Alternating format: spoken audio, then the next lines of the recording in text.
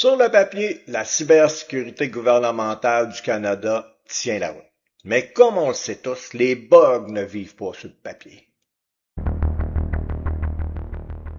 Bienvenue dans Cybervigilant, le podcast où on démontre l'actualité cybersécurité, sans langue de bois. Aujourd'hui, on se penche sur une bombe institutionnelle, le tout dernier rapport de la vérificatrice générale du Canada, publié en septembre 2025, qui évalue l'état de la cybersécurité gouvernementale fédérale.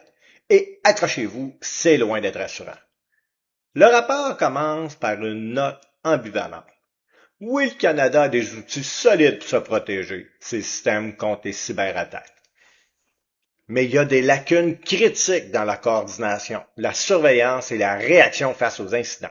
En d'autres mots, on a l'alarme d'incendie, mais personne n'écoute quand elle sonne. Le rapport pointe directement sur le secrétariat du Conseil du Trésor, le Centre de la sécurité des télécommunications Canada et Services partagés Canada comme étant les principaux responsables, avec un sérieux besoin de resserrer les boulons. Les chiffres sont dingues. Entre avril 2023 et mars 2024, 2,4 trillions d'événements suspects bloqués par le capteur du CST. 6,6 trillions bloqués par les services Internet du gouvernement. On parle ici de balayage de port, de tentatives d'intrusion, de malware, etc.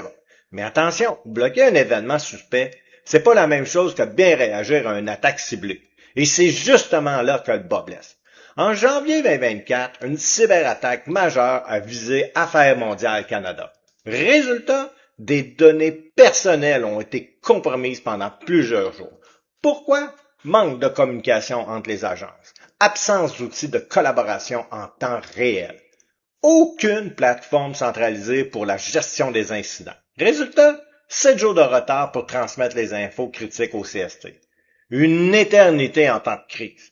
Le Canada compte 204 organisations fédérales. Parmi elles, seules 85 sont obligées d'utiliser les services de cybersécurité communs.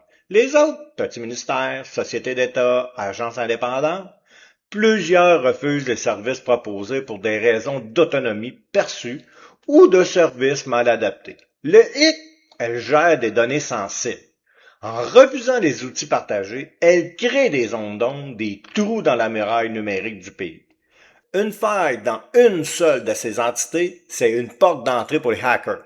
Bonne nouvelle, une stratégie de cybersécurité pan-gouvernementale a été lancée en mai 2024 avec un financement de 11,1 millions sur 3 ans. L'objectif?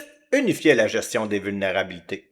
Installer des capteurs partout, créer une plateforme commune de réponse aux incidents, former des talents. Mais tout ça, c'est encore en chantier. Et les délais s'accumulent. Certains projets ont déjà 3 à 5 ans de retard. Le risque, c'est que les cybermenaces n'attendent pas.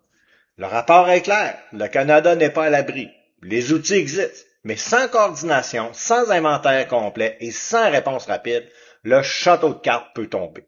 En cybersécurité, la force du système dépend de son maillon le plus faible. Restez avec nous dans le cybervigilant, quand on continuera à suivre ces enjeux, à vulgariser l'info et vous aider à rester un pas devant les menaces. Abonnez-vous, laissez une note, partagez à vos collègues et surtout, restez cybervigilants. À bientôt.